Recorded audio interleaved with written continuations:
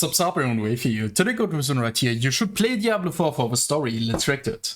When the early access of Diablo 4 arrived, the embargo was lifted and all the reviewers revealed their reviews. Which was when you might have noticed that most of them gave this game a perfect score. This alone was enough to raise some eyebrows. But what was weird, Not really perfect, but definitely really good. is that IGN was not one of them. Nah. It is You're fairly kidding me. unusual for a live service game to get a score this high and this unified. Usually you do have some outliers who give these games lower score because they are not on the hype train. But when it came to Diablo 4, Was there something behind it? Probably. I don't know. everyone simply agreed it's a good game. And I have to be Truly honest, is. after witnessing what Blizzard has been up to lately, I did not believe this. But now, after playing this game, I can confirm the prophecies were true. The thing with IGN is still weird, but I do Like, understand. this was the last hope for Blizzard. If they messed this part up, if they messed Diablo 4 up, I wouldn't have played any Blizzard game anymore. Because this was the last chance I gave them. And I hope with the Overwatch 2 PvE drama that Blizzard is rethinking this shit again. It's pretty sad right now. Why But at least Diablo 4 works, yeah. a lot of people gave this game a 10 out of 10. This is simply a great game, which is a nice I would give it a solid 8.5. surprise because we are talking about Blizzard. Lately, every time they push out a product, it's a waiting game to see where's the catch. You know, there has to be something weird that's gonna happen. The 800% extra value. This was insanity, man. Diablo immoral. We all loved it. And if you are pretty angry about pausing that much, I mean, when I do it, then go watch this video. I truly support this dude. Necrit does great content. I would also really appreciate a subscribe. Was it a sub? Yeah. A sub and a comment and a like as well. Let's keep going. And then it will spin out into a bigger drama. But somehow, that's not happening this time. If you play this game, you're gonna feel like you're playing a Blizzard game from the early 2010s. If you go many years good back, one. Blizzard's Yeah. best video game to tell a story is, by many, still considered to be Warcraft 3. Which was an RTS game, a genre that is not known for pulling off good scripted stories at all. And still, Warcraft 3 managed to tell an excellent story. And they managed to achieve this through interesting cutscenes. I'm not talking about the fully blown out cinematics, even though that is absolutely what Blizzard has always been known for. I'm The talking cinematics carried them so hard, it was insane. We all loved them. They were so highly rendered, it was. Especially for that time. Back in the day, you never seen shit like that. Look at this shit. This was a game from back then, and the cutscenes just looked like movies from like 2012. It's insanity. talking about the cutscenes, the basic scenes using the models from the game just so they can talk to each other and tell you a story. At the beginning and at the end of every single mission in Warcraft 3, you had these cutscenes that simply told you the story. The main reason for them being there is because purely through gameplay, it is hard to tell a story through an RTS True. game. So this solution was very simple, but It's good because that's a moment where you need to concentrate, put an insane amount of effort into it, especially as a child. This was really hard for someone like me. Maybe for some people it wasn't, but for me, especially games like this, RTS games like Age of Empires, Command & Conquer, and Warcraft 3 as well, those games were pretty challenging for a child's brain. But now I gotta adapt to it, and good time. And after that, after you beat that mission, you finally got the cutscene. It was a moment where you could relax, and the next day after school you played the next one. It was great, man. Good old times. still worked really well. And now, going back into the future, you will notice that Diablo 4 is doing the exact same thing. I don't want to show too many of these here because the game is still in early access I now, love those and I cutscenes. don't want to spoil any of the stories. But Diablo 4 has these incredible yet very simple cutscenes during big story moments, of which there is actually a lot. Nearly every story beat gives you one of these cutscenes, which are not just two NPCs standing there and talking to each other. You'll notice that Yep. all of them have unique animations that Not like in Genshin Impact, even though I can agree Genshin Impact has a good story, but way they want you to see it and listen to it is it's horrendous. It has sometimes good cutscenes, but most of the time it's just NPCs talking to each other, and for most people it gets too annoying. And this is the first time I didn't even skip a single story main quest cutscene or conversations. Like I really wanted to listen to every conversation I could find, and yeah, it was simply great. That's it. Just make it interesting and we will listen to it. That were made specifically for these scenes to make them feel alive. This is the level of polish that Blizzard has always been known for, but these days you might not expect it. For example, if you compare it to what happened in Diablo 3, even though Diablo 3 also had really high scores at its launch. Besides the cinematics, for their cutscenes they used 2D animated PowerPoint presentations, which to the more casual enjoyers such as me, felt kinda disappointing. And thankfully, Diablo 4 is the exact opposite. And I am very happy to say that the story of this game is really good.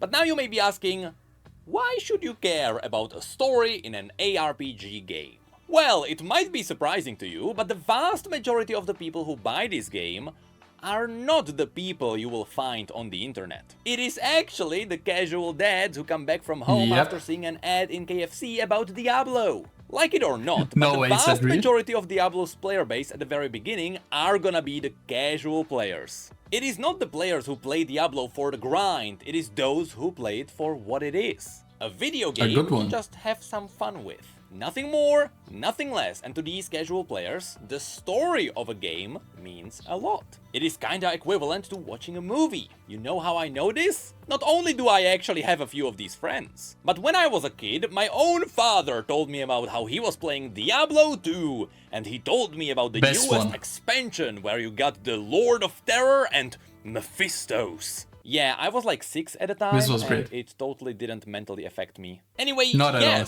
The story is... Bro, I can remember my cousin forced me to farm... Was it Diablo? Yeah, Diablo 2 levels. It was insanity. I was the slave gold farmer. Actually excellent. Not only is it interesting to watch the plotline with Lilith being the big baddie who has quite a few twists and turns which you'll learn about as you go through the game, but Blizzard is also not afraid to go really dark with this game. Since it is basically humanity being stuck between a war of angels and demons. At times, in some parts of the world, you might get a storyline where it feels like you are playing Walking Dead. It is people who are just trying to survive against the demons who are slowly corrupting everyone else around them. And in other parts, it is just a full-out bloody war, which, by the way, I have to mention, this game is not afraid of getting gory. I would show you some quests on screen, but I'm not gonna, because there is a lot of blood and I don't think YouTube would appreciate it. But before just simply telling you, yes, you should play this game for the story alone, there is one more thing that we need to mention. This game is $70. Yes, throughout the creeping of the prices, which I would say is justified. I got the digital deluxe edition. I don't know if it's worth it, but for the quality I got it, definitely was. Inflation is a real thing. Diablo 4 joined the train and now we are looking at a pricier game. So now the question is it worth playing this game casually for the story and for some fun gameplay while paying $70? Well, I would argue it kinda is. Even though this is a live service game and Blizzard confirmed that they will be adding more stories to it, it is also I hope that we get the entire Diablo map. I want to play the Bastion again, Act 3 from Diablo 3. One of the best areas out there personally, because I had good memories with it. And if you get to that location, to that moment, I truly can say that this one will be the best one out there.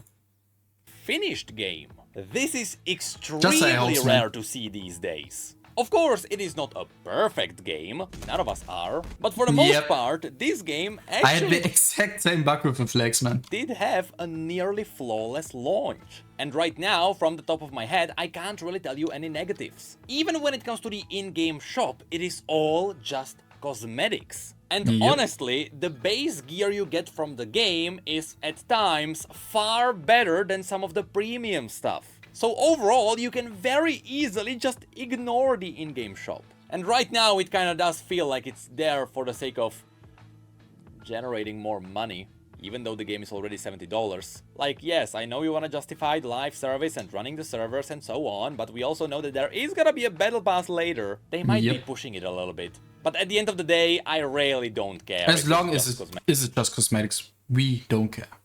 I say, okay, go with it. What's gonna be the most important piece of info to most people is that you can really feel the polish everywhere. I'm gonna give you my best example. Depending on what class you play, you will also find some class-specific quests. I play a druid. Don't say anything.